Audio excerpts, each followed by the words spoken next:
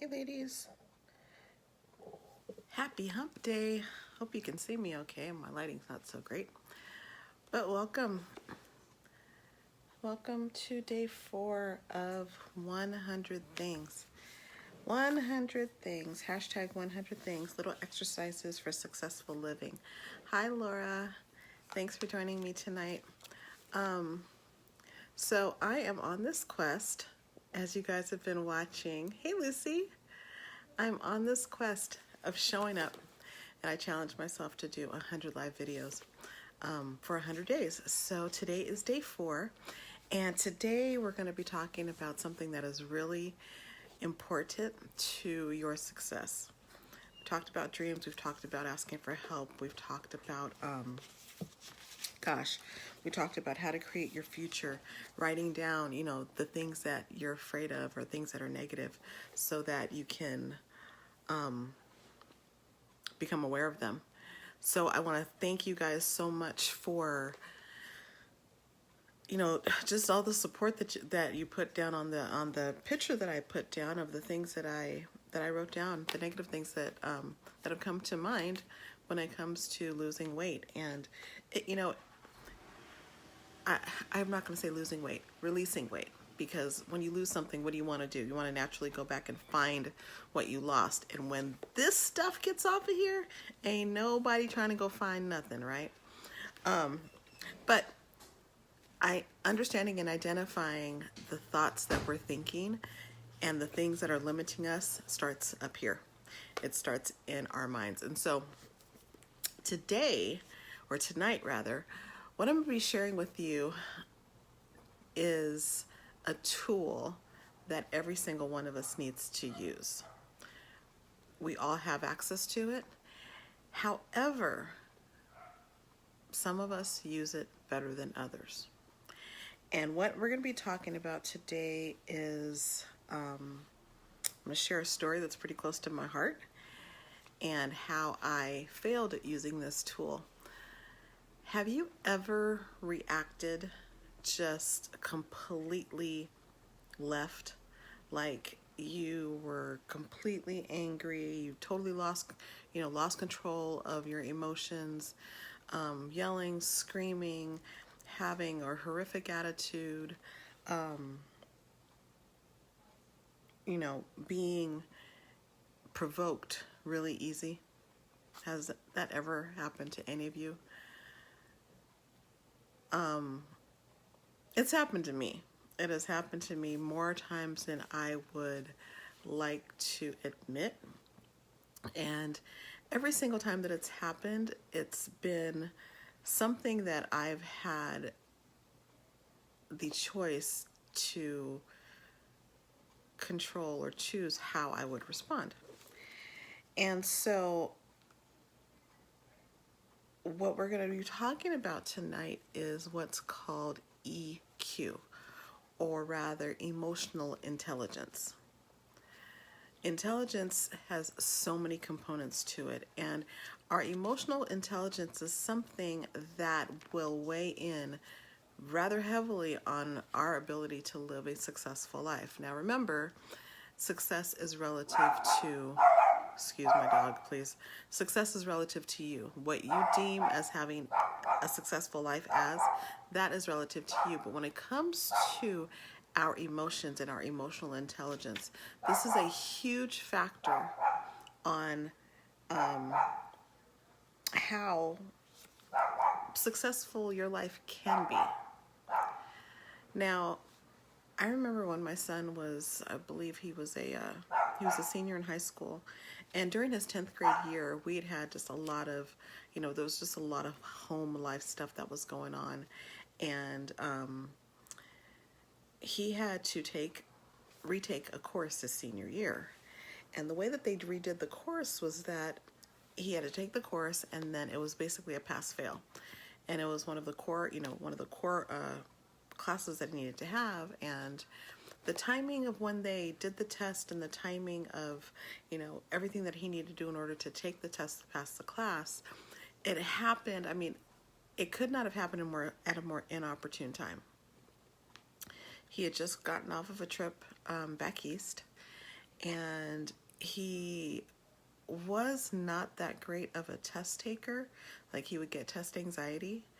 And to top it all off, he was in private school. And for those of you that might have kids, or you put your kids in private school, you and I both know that it is not cheap. So nobody has time for anybody to be failing a class and going to private school, right? So he takes this class, and he goes on this trip. He gets back to school, and then they administer the test. And I go to pick him up after one of his games, and he says to me, like, "Hey, Mom, I got to tell you something." I'm like, "Okay." He's like, "I got my test score back, and I didn't pass it." And when I tell you, I lit into him. It was just, what are you talking about? How could you not? It's only 10th grade English, and just going completely off. And I'm driving and I'm upset. Now, I didn't stop to think about why I got so angry. I just got really angry. And as I look back at it now, I can understand where I was. I know where I was emotionally. But as I'm just going off, he's sitting in the passenger seat, and he got really, really quiet. And I turn and I look at him, and he's got tears coming down his face, and he looks at me and he's like, "I feel bad enough." And just like that, everything inside of me just kind of went dry. And I heard this voice say, "Shut your mouth, or you're going to destroy this relationship forever." Hindsight is always 20/20. And when I look back at that particular time in our lives, I was in a very, very rough place emotionally. And trying to keep everything together, wanting to have success in some area, because there were so many other areas in my life that felt like they were falling apart. Everything that I had been internalizing came out at the most inopportune time. And it hurt. And it hurt someone that I loved very, very deeply. So when it comes to being someone who's emotionally intelligent, EQ it's essential. It's a foundational part of you being a successful person. It's foundational to you being a successful student, foundational to being a successful parent, a colleague, a business owner. It is foundational to your life. I would even take it a step further, and that if you guys are in any type of faith community, emotional intelligence is foundational to your church as well. It is a huge component. And when people cannot exercise emotional intelligence, marriages fall apart, communities fall apart, business partnerships fall apart, families fall apart, and eventually it destroys so many things. So we might see people like comedians, or there's lots of reality TV out there where people have become really famous by having a really junky attitude, and they're yelling and screaming. And I mean, there's like whole cooking shows, and I forgot the name of the show. There's like a restaurant show where this guy, he goes in and everything's an F-bomb, and he's talking about how terrible these people are and how could they possibly serve the public this type of food. Gordon Ramsay, that's his name. And he goes in the show and he's just talking just horribly, and it's a show, and you can kind of know what to expect from him. And that's TV, but in real life, it doesn't work that way. It doesn't work that way. So I'm going to challenge you and kind of bring it a little closer to home. When you have been going after your goal or your dream or the vision that God has placed on your heart, how many times have you internally not checked your emotions? How many times have the negative thoughts that run rampant, that you do not have in check, stopped you from moving forward and moving into the space that you say that you want to occupy,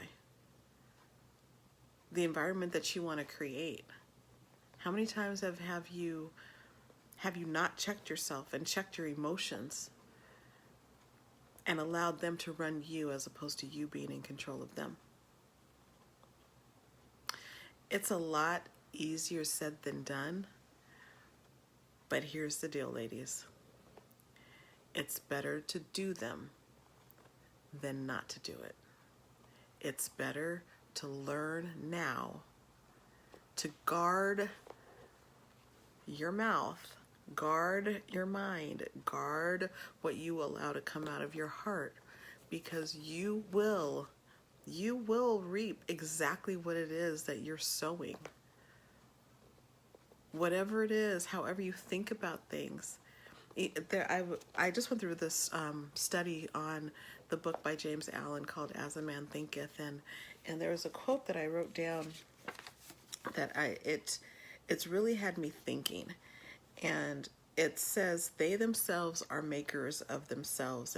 And what the whole book is talking about is that our thoughts are what make us. The things that we think about, that is what makes us. And so when it comes to the emotions that we put behind the thoughts, that's what ends up creating habits, right? And when we end up living and operating from a place of habit and emotion. I heard this saying that said, 2% of people think, 3% of people think that they think, and 95% of people would rather do anything but, than think.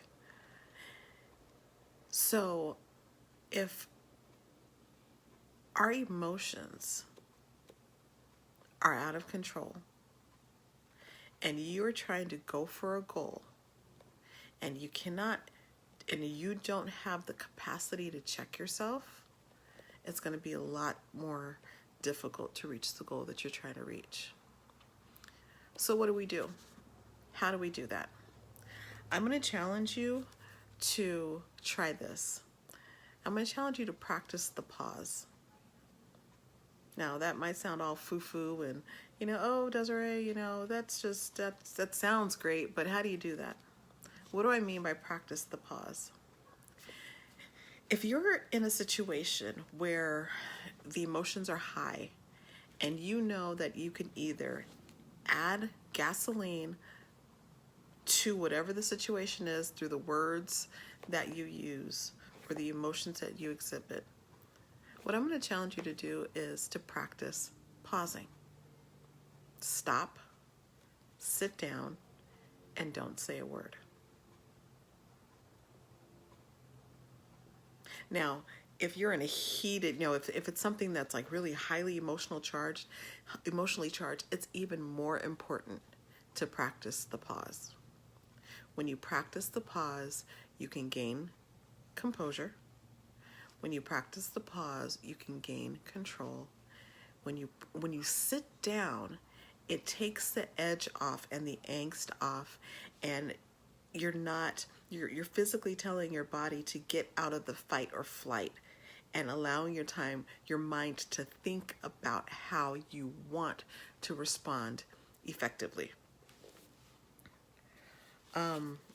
Another thing, so you want to practice the pause. Another thing that I would recommend that you do is to understand where you are when the emotion is there. Like how are you feeling? Are you hungry? Are you tired? Are you stressed? Are you anxious? Are you worried? Understanding where you are will help you to utilize your emotional intelligence so that you don't go and create an even worse situation. That could be worse based on how you decide to respond.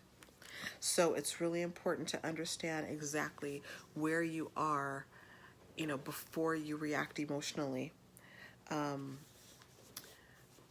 I don't know if maybe she'll watch it later, but a good girlfriend of mine, I utilize her a lot when it comes to some things at work, right? And sometimes, you know, people will get really brave behind a keyboard. They will get really, really brave behind a keyboard. People will write down things in emails or texts or on social media that they would never say to your face. And especially, you know, if you're in, you know, the corporate environment and you know you're dealing with a difficult situation, sometimes people utilize their way of communicating as, you know, as a way to get back at you, and you have to be wise enough to understand where you are so that you don't cause more damage to yourself professionally by sending a wrongly worded email. So I've got a girlfriend of mine that, you know, if there's something, a situation that I have a really hard time, you know, deciding how to respond to, I'll use her as a ghostwriter. I'll write out my email, I'll write out whatever it is that I need to say, and share with her like what I'm feeling, why I'm feeling that way, what's causing it. And then she will take and she's like, don't write that. Okay, yeah, that's okay. Nope, don't do that. But it helps to have someone that'll hold you accountable so that you can get back to center and you can practice your pause. Because here's the thing, a loosely held word, or you know what, that's not even, what's that phrase? Loose lips sink ships. Loose lips sink ships. You don't want the words to loosely tumble out of your mouth, because once they tumble out, you can't get them back. And if you're not aware of where you are emotionally in that instance, you could spend a lifetime apologizing for words that you did not mean to say. So, people that are empathetic have the ability to understand where another person is, and they are proactive in trying to understand where they are and trying to relate to where that person is and where they're coming from. And when you have the ability to do that, it'll help you and I to become more kind. It'll help us to be more tolerant. It'll help us to be more understanding. It'll help our blood pressure to stay down. It'll help us to practice the pause. It will help us to be kinder to ourselves, especially when we need to master the words that we speak to ourselves. How you do anything is how you do everything.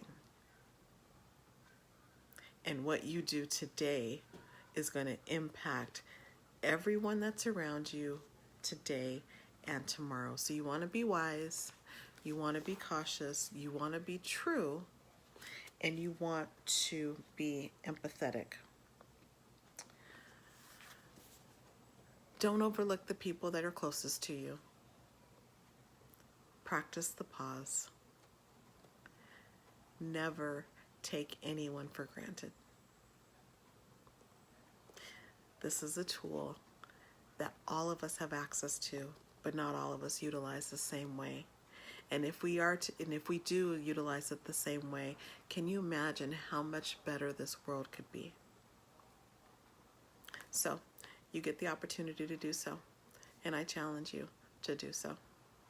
Practice the pause. Utilize your emotional intelligence. And if you have any stories that you can think of where you have succeeded in this area or where you have just bombed it and failed, share your story. It can help the rest of us that are in here in this community. So I hope that you guys have a wonderful night. Thanks for joining me again on day 4 of hashtag 100 things. These are exercises for successful living, and I want to help you to become successful. So I love you guys, and I will see you again tomorrow night. Have a great night.